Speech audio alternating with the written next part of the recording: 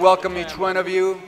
Let me first say that I really feel your hurt and your passion, and there is a cloud over me, hanging over us. And I had a chance to visit Marshall School, and I left Marshall School that evening, with tears in my eyes. But due to the fact that I have a daughter that I have to take care of at home that has special needs due to a car accident. So I felt the passion of the parents. I went to Lakeview School, and I sat next to one of my cousins from Africa, Mamadou, and his mom. And they stole my heart at that meeting and really advocated for their children at that school. I went to where I live, to Lazier, and there the moms literally just kicked my butt. And they reminded me who I represented and why I was elected in the first place. So for me, it's very clear. I asked the young lady next to me, our student representative, Isabel Montoya, and I asked her, well, what would you do? And she wrote it down and she signed it, what she would do. And let me get to the point. I believe that we have made the right mistake. We tried to do the right thing, but it turned into a mistake. All right, and I think in many ways, this district, and I take responsibility, we have been short-sighted. We have been short-sighted in the fact that all the discussion has been about money.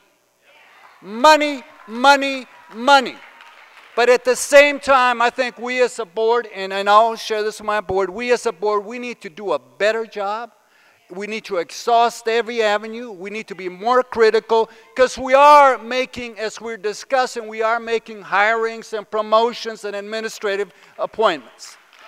And the other one, we are bringing on consultants to do more reform, to do more professional development while we're trying to lay off teachers and close some of these schools. So we ought to look a lot closer at the money we do have. Now the other, and I'll make some recommendations, but the bottom line for me, I believe that we should not close one school. We should not close Lazier, Lakeview, and I'll tell you why.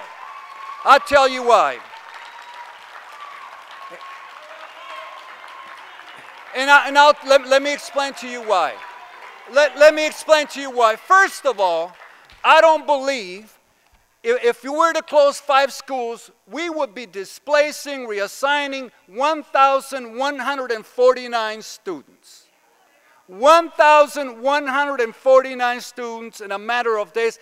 That is not going to happen. I didn't see it happen when we closed school. One school, when we closed the charter school, it did not happen. A lot of those youngsters left the Oakland Public Schools, left the charter school, including aviation, went to Alameda, and went to other charter schools. And that's a reality. Now, the other issue that we keep hearing about, and I'm going to ask the superintendent and all his staff because they're going to debate me and present different numbers. I took the numbers. How many schools do we actually have? We keep saying we have 101 schools, but I went through the parent group here, and it says I have 95 schools. I went to the staff directory, 95 schools. I went to the enrollment numbers that you gave me about, the ups and downs, the 28-day count. We don't have 101 schools. We have 90 schools. Now, if I have 95 schools, and I'm to subtract all the transformation schools, I would have that I'm already kind of approved, going from Sobrani and Madison, Life Academy United, Barack Obama Community, Director Gallo, I'll give you 5 seconds. Then I would have 89 schools. Thank you. If I went down, Director Gallo, we all agreed. If I went down and I merged some of the small schools like Think College Now and ICS, Learning Without Limits, Global Academy, all those schools that I represent, we just did that alone, we would have 82 schools. And if I kept going down the line, the number decreases. But those are actions that I Thank you, Director Gallo. It's now Director Dobbins' turn. Thank you, Director Gallo.